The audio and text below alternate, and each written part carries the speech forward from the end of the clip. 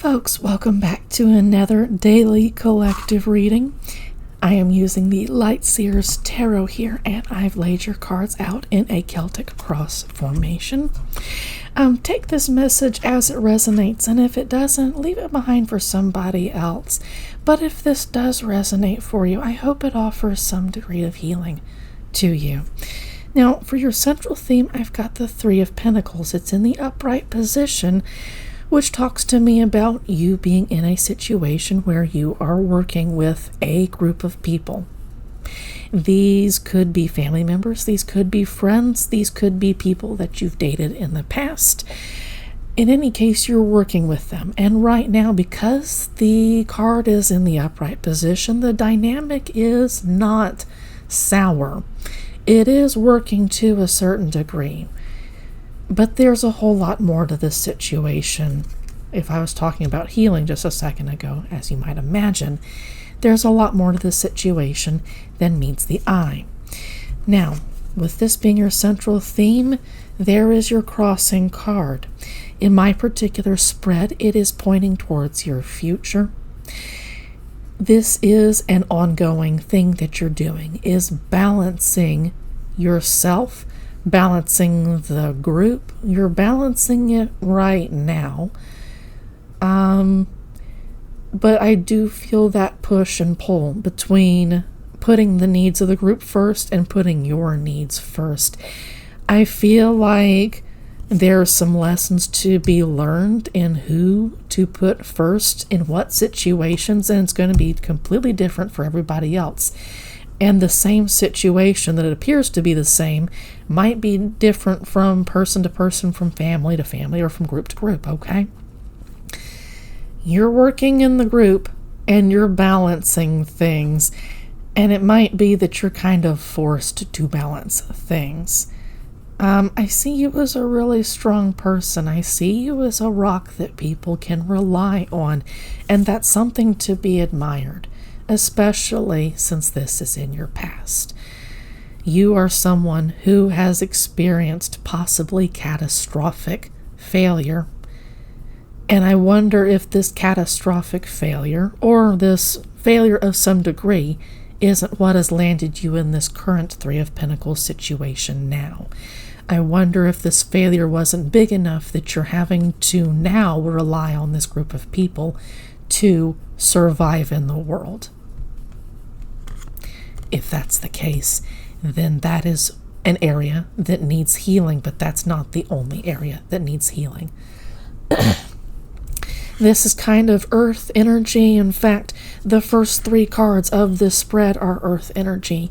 You might have some earth energy somewhere in your birth chart that makes this energy especially relevant, or this might be about literally the things that make your body materially comfortable.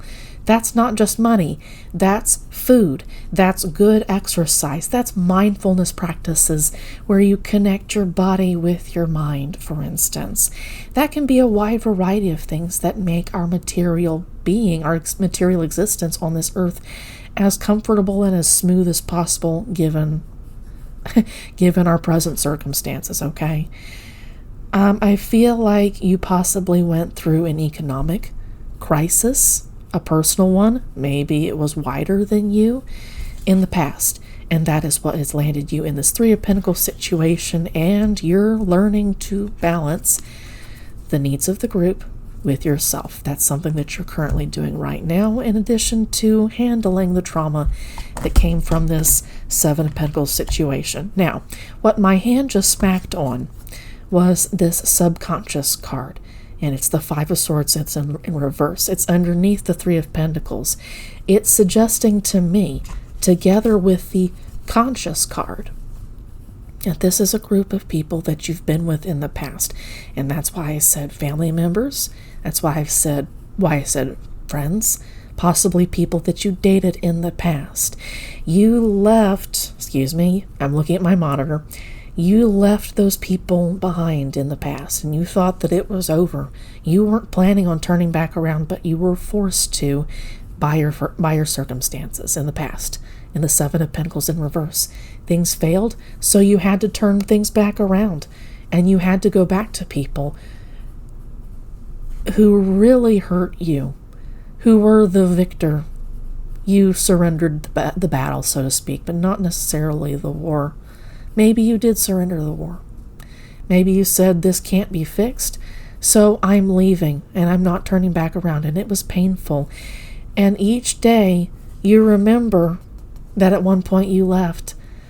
And also each day you remember what they did.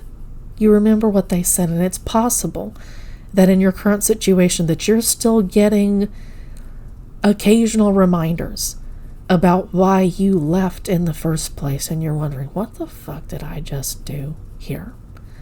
Why am I working with these people if this was ultimately not for my best and my highest good? I can see you struggling with that. This is absolutely something where it's going to take more than a collective reading. In this case, I think that you need to pull out your own set of cards, and you need to work with your guides, your ancestors, on this particular matter. Please let this be a starting point if this particular reading resonates with you, but don't let it stop here. Please, if you don't already practice tarot for yourself as a way to reach your best and your highest good for yourself, for your soul, then I encourage you to get started on that. That's for everybody, okay? Tarot is for everybody to help us reach our best and our highest good so that we don't have to reincarnate and keep learning these karmic lessons. We can just transition back to source and stay there. Reach nirvana, so to speak, okay? Right now, you might be in the situation where you're having to learn how, when the group is still a very powerful group, to still prioritize yourself above them. And I understand that's a struggle. You might be in a situation where it's not just your family or your friends or your ex-partners, your ex-romantic partners, for instance. The general climate around you might just, and I mean political wise, okay? The climate around you just might not be that receptive to your existence to begin with. And so again, you're working with things, you're balancing things out, but it's still a struggle. You're still reminded of why you left this place, why you left these people. Let's move on into your future, because this is cool. This is coming home. This is celebration. And for me personally, this is also my wedding card, my marriage card, start of a new long-term relationship kind of card. Take it as it resonates. That might be in the cards, literally, for you. Or it might be that you eventually, that this time here working with other people will pass, and you'll get to go home to a place that feels like home, where you can celebrate and exist with people who feel like community, who feel like family, and not just relatives. These people understand you. They vibe with you. It's going to feel like you just belong in the future. This is an opportunity that's going to be offered to you in the past, but here's the thing. Your advice card says to kind of close your mouth right now, to kind of keep things to yourself and move in silence towards this happy ending. It's weird. Spirits, maybe it's not weird. Excuse me. I'm sorry. Spirit is giving me happily ever after. And my super Capricorn stellium is saying, fuck that doesn't exist. But I also need to be cautious that for some people, they do find their partner that the universe did want them to be with. They do come into a divine partnership, and that might be you. You might be called to a divine partnership in the future, and my Capricorn stellium needs to shut up. Okay? And it's not just that you have coming up into the future. If you can keep quiet. Keep quiet for now. Allow this victory to come in when it's meant to come in, to give you a new level of stability that you never thought possible, and super stability. This is one of the greater echoes of the Empress card. This is the Queen of Pentacles. She is the ultimate, and I should say there is no gender in tarot. This particular entity is the perfect party thrower. They make the most perfect, most beautiful home. They are the best, most incredible parent. Every kid on the block wants this person, wants this entity to be their parent. All the kids think that parent is cool. Their kids think that, they're pretty cool. They're embarrassing sometimes, but you're going to be a badass. And also, this is one of the partners, or this is the partner of the King of Pentacles. And one of my favorite channels, I need to remember her name, one of my favorite channels talks about the King of Pentacles being the marrying king. And who else is he going to marry but the Queen of Pentacles? You've got some really cool stuff coming up for you in the future. If you can stay the course now, keep trying to balance things, keep trying to heal from the Seven of Pentacles in reverse. Do what you can to navigate feeling how you wanted to leave these people behind, but you're forced to stick around them. You're forced to put up with reminders of why you left these people behind, why you left this environment behind, not just them. But in the process, look forward to this, because you do have some really cool things to look forward to. This is a badass future. By the way, I didn't say this, but this is your outcome. Okay, so what I do with my particular tarot spreads is I combine the advice card with the future card with the outcome card, because we all want the good outcomes. We all want the good future. But we have to make choices to get in that direction. These are options. They are not firm futures. You can make choices to let this stuff go if you really, really want to. Tell you what, point to this card, I'll say to myself, and just be quiet. Be quiet, move in silence. I think that you're the kind of person who is practiced enough that you can do that. Move in silence, work with the universe, and watch what incredible things the universe brings to you in spite of what you've suffered. This is your current environment. This is traditionally celebrating the end of an era, but also it's the stage between finishing things and the Fool.